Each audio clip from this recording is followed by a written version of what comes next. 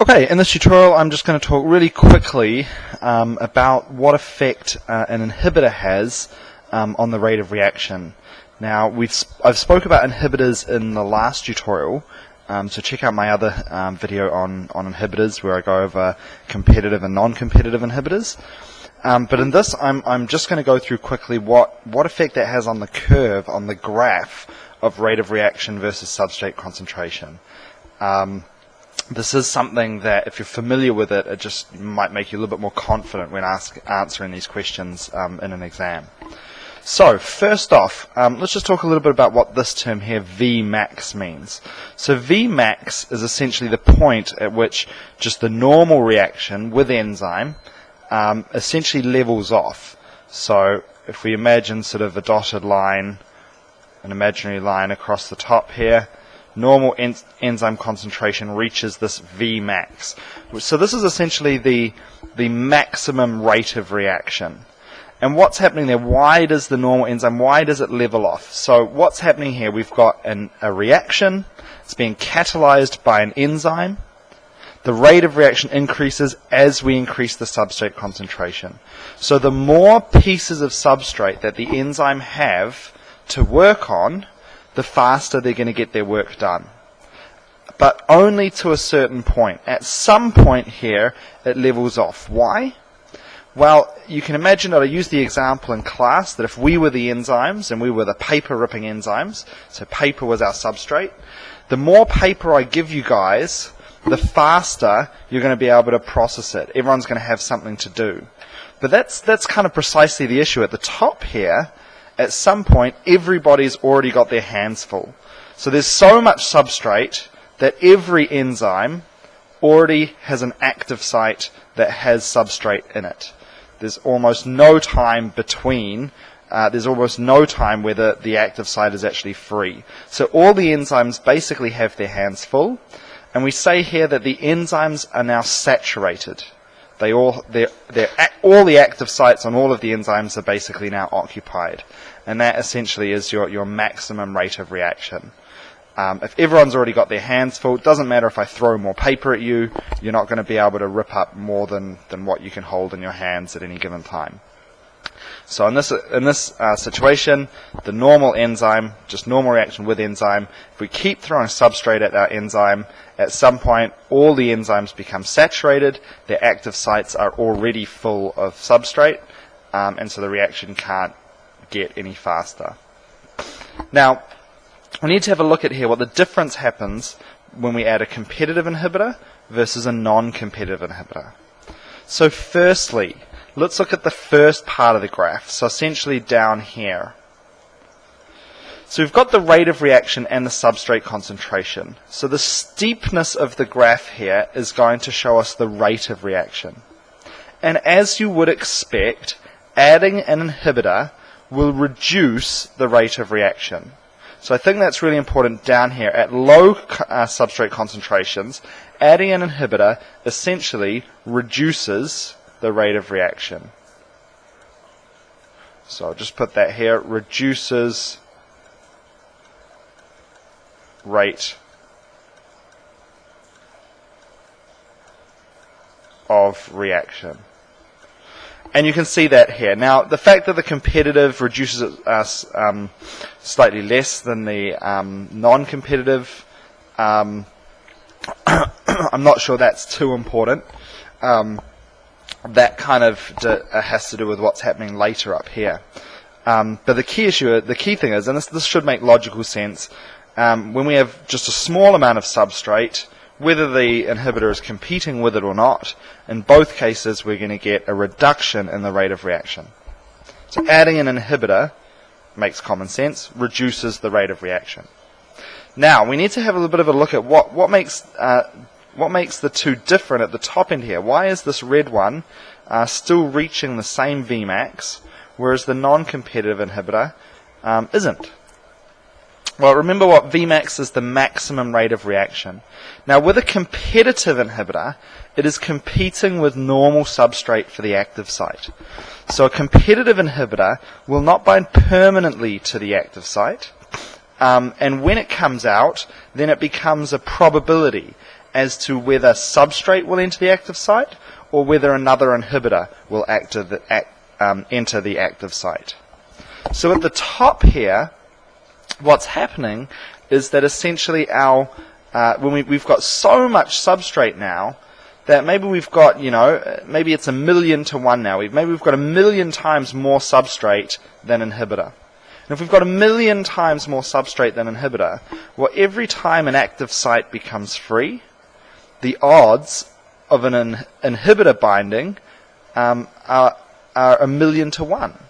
So the odds that an inhibitor binds just become so low. Essentially, if we put so much substrate in here that it just totally outcompetes all of the inhibitor, it's almost as though we have no inhibitor there. So essentially, that was the whole idea of competitive inhibition. You can overcome competitive inhibition by flooding the system with substrate.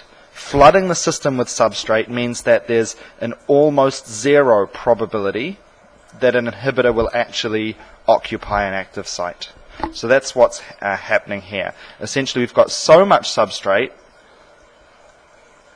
the substrate can now outcompete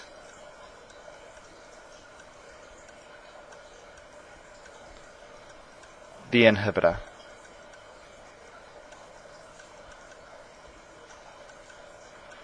So the more substrate we add, when we're talking about a competitive inhibitor, they're competing for the active site, the more substrate we add, the less chance there is of the inhibitor actually binding.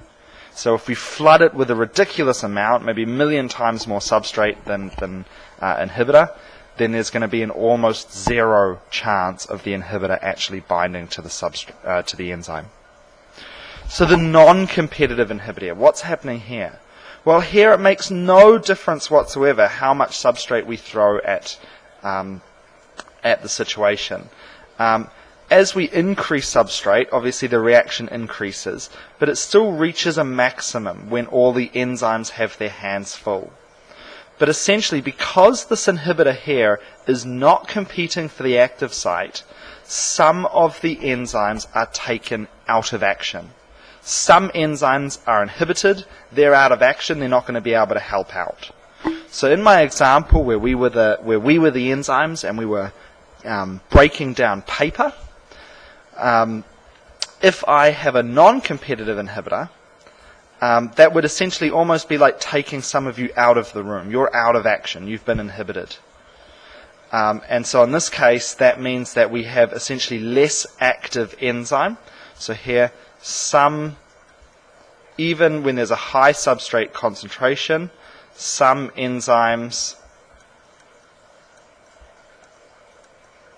are inhibited.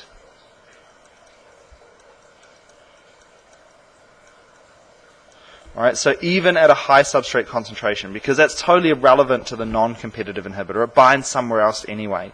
So it doesn't matter how much substrate we add now, some of the enzymes are still going to be inhibited. And that means some of them will be out of action, and having less enzymes means we'll have a lower rate of reaction. So some enzymes here are still inhibited, and so some of them are essentially taken out of action. So for my example up here, the competitive inhibitor, a good example there might be if we had a room full of people, enzymes, and their job is to rip up paper, so paper is their substrate.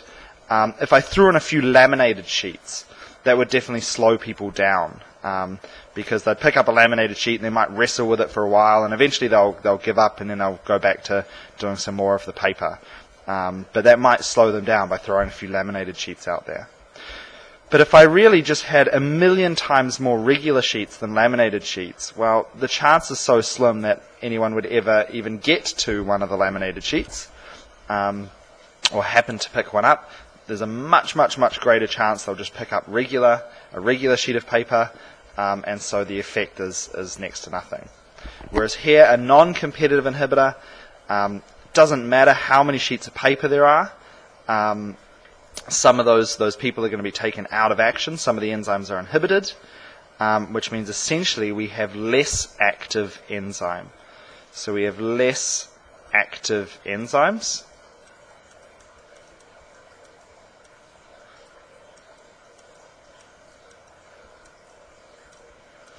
and if the enzymes are sort of the workers, less workers means overall a slower rate of production, a slower rate of reaction. So here, essentially, the substrate can completely outcompete the inhibitor. The chance of the inhibitor binding to an enzyme starts to approach 0. Down here, some enzymes are inhibited no matter how much substrate there is, because the inhibitor binds somewhere else anyway. And that essentially means we have less active enzymes. Less active enzymes means we're going to have a lower maximum rate of reaction. Now, when I say less active here, I should probably, you've got to be careful maybe in an exam with that. I'm not saying that each individual enzyme is less active. They're not sort of being more lazy. I'm saying we've got some of the enzymes are still inhibited, so we've got less in terms of quantity. We've got less enzymes that are still functioning because some of them have been inhibited. Cool. I hope you found that helpful. It is sort of quite complex. It is something you've got to sort of think about and really apply your knowledge, but it's really not quite that bad when you think about it. So a competitive and a non-competitive inhibitor at low substrate concentration, they both simply reduce the rate of reaction. At a high substrate concentration, the substrate essentially outcompetes the inhibitor, so we reach the same maximum rate of reaction. Whereas with a non-competitive inhibitor, it doesn't matter how much substrate you throw at it, at some point, some of those enzymes are still inhibited, so we've got less enzymes that are still active, and so we get a lower maximum rate of reaction. Cool, I hope that helped.